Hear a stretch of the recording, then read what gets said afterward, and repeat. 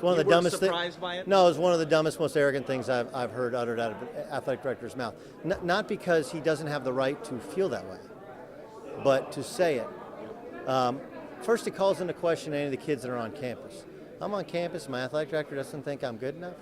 No matter how he wanted it to come out, the way it came out was, hey, these kids are getting, we could do better.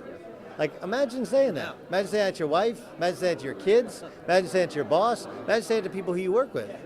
And look, I understand that he was only trying to, I truly believe that Mike Holder thinks he has the best job in the country and that he's athletic director at the best school in the country, and that they provided Mike Gundy now with the financial resources and the facility resources it takes to win. That's great, but however you feel, that's not pulling in the right direction. And then, now Gundy goes out on the recruiting trail, and it's during a dead time of year where there's no NBA, there's no NFL, there's no real stories. And so what would have been, if that was said the third week of the college football season, it's just a story.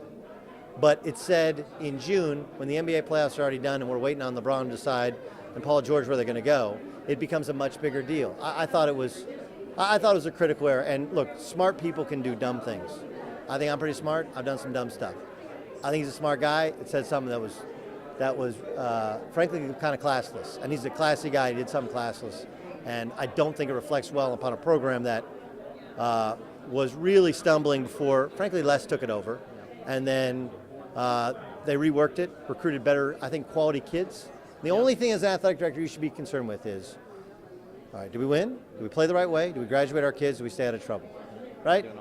And whatever, who cares what but regardless, you can think that way. You can be a recruiting Nick and say we should have gotten 4 stars and 5 stars.